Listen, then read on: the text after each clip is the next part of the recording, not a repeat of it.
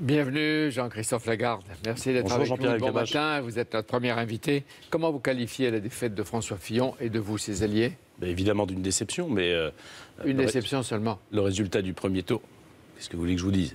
Perdre une élection et la perdre...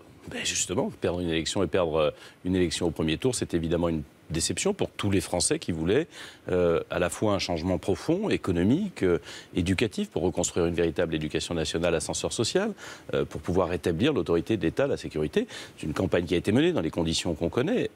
Et je crois d'ailleurs que nous payons en réalité non pas tant le programme qui a été présenté que les erreurs que François Fillon a pu commettre par le passé. Quelles erreurs? C'est-à-dire les erreurs un candidat, la faute c'est lui. Les erreurs de comportement qu'il a reconnues lui-même. Vous savez, moi, j'ai fait partie de ceux qui ont dit aux Républicains, au moment de la mise en examen, que le changement de candidat pouvait permettre la victoire. C'est-à-dire vous êtes parti, que le maintien, mais vous êtes revenu. Pas du tout, pas du tout. Il y a eu Monsieur El-Kabbach, vous savez très bien qu'il y a eu un débat. Ce débat, il a eu lieu au sein des Républicains. Nous ne l'avons pas fui parce que nous pensions que les difficultés qu'a connues François Fillon pendant toute cette campagne, elles allaient empêcher de faire entendre aux Français le projet qui est nécessaire. Quelle est la part de responsabilité dans la défaite de tous ceux qui ont accompagné François Fillon pendant les réunions au quartier général, pendant les meetings, pendant les déplacements? Quelle part de responsabilité vous avez, vous aussi? À la limite, ça n'a plus grand intérêt. Je vous dis simplement que je pense que les idées et le projet que nous portons auraient pu être entendus par les Français, que l'ensemble de ces affaires, dont on a vu qu'elles ont occupé l'essentiel du débat politique. Donc vous êtes d'accord avec Laurent Wauquiez qui a répété hier soir, on paye cher les affaires? Évidemment, évidemment. Et c'est la raison pour laquelle, à l'époque, mais le débat a été tranché d'ailleurs parce qu'Alain Juppé n'a pas souhaité être candidat. Bon, tout ça, pardon de le dire, est désormais passé. Ça nourrit évidemment une déception, mais il y a à regarder ce qui se passe demain. Et cette déception, nous devons la surmonter rapidement. Pourquoi? Parce que sur la table des bureaux de vote dans 15 jours, il y aura deux bulletins. Celui d'Emmanuel Macron, celui de Mme Le Pen. Et l'élection de Mme Le Pen, dont tout le monde fait comme si elle était impossible, et je ne crois absolument pas cela, ce serait pour la France, non pas un saut dans l'inconnu, mais un saut dans le chaos. On connaît le leitmotiv qui est utilisé par tous les partis politiques. Non, mais si vous tous, vous régliez les problèmes qui rendent possible le Front National, il n'y aurait pas de Marine Le Pen? Non, ce qui rend en l'occurrence possible le Front National, c'est l'échec des 36 dernières années où d'alternance en alternance, le chômage a continué à augmenter, la dette a continué à exploser, l'insécurité également. C'est ça qui rend possible le succès incontestable du Front National hier soir. François Fillon a d'emblée dit il faut voter Emmanuel Macron. Vous l'avez dit vous aussi. Oui, bien sûr. Est-ce qu'il ne fallait pas, à votre avis, le rejoindre dès le premier tour? Vous auriez évité cette erreur? Mais vous savez, la politique, c'est pas de chercher qui va gagner. C'est de chercher quel est le projet. Quel est le projet? Va perdre. Vous pouvez plaisanter, monsieur El-Kabbach. Je plaisante pas. Si, manifestement si. Non. Et je vais vous dire les choses simplement. Sérieux. La politique, c'est pas une affaire de bookmaker pour savoir si on parie sur tel ou tel cheval pour savoir s'il va gagner. C'est d'abord un projet politique. Et dans ce projet politique, vous essayez de convaincre les Français.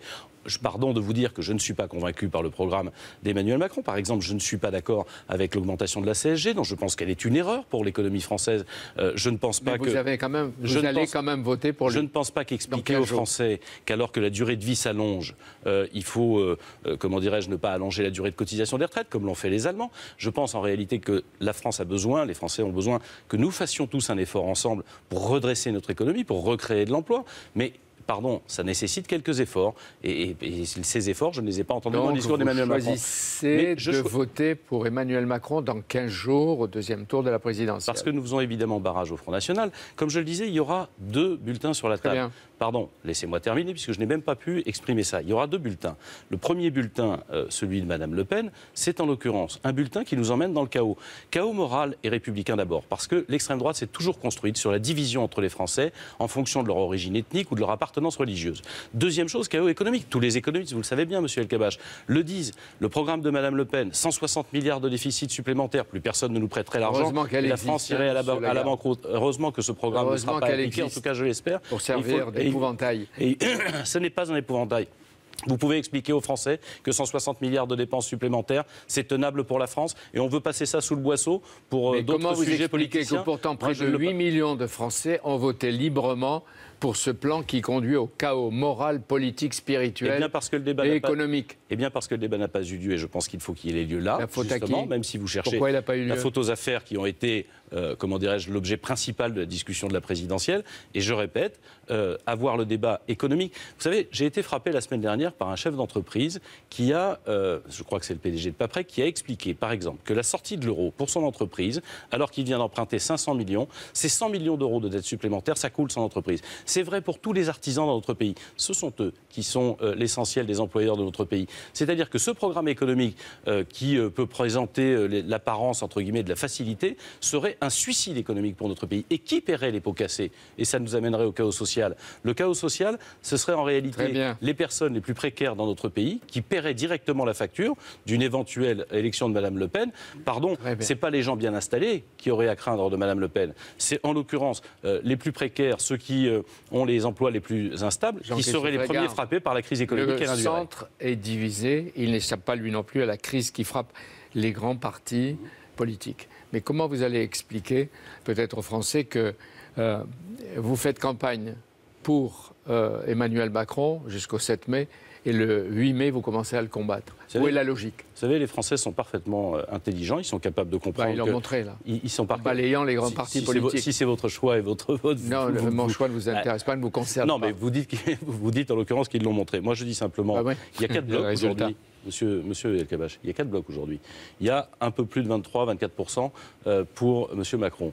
Il y a à peu près le même bloc pour Mme Le Pen. Et finalement, Mélenchon et Fillon sont à 20%. Vous avez donc 4 forces politiques autour de 20%.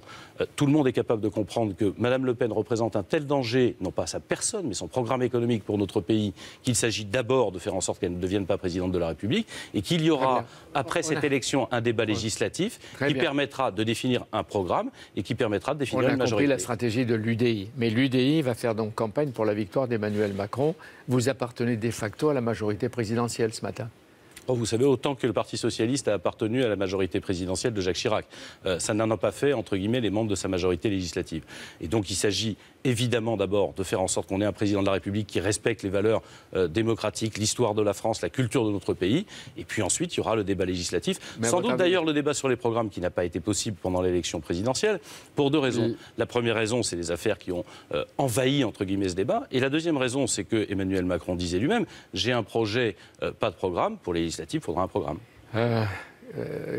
Christian Estrosi et Alain Juppé et d'autres aussi ont reproché ou déploré que François Fillon fasse appel à un moment donné à sens commun, en disant que c'est sens commun qui est, représente peut-être les intégristes de la droite et plombé la candidature. Et vous, qu'est-ce que vous en pensez ?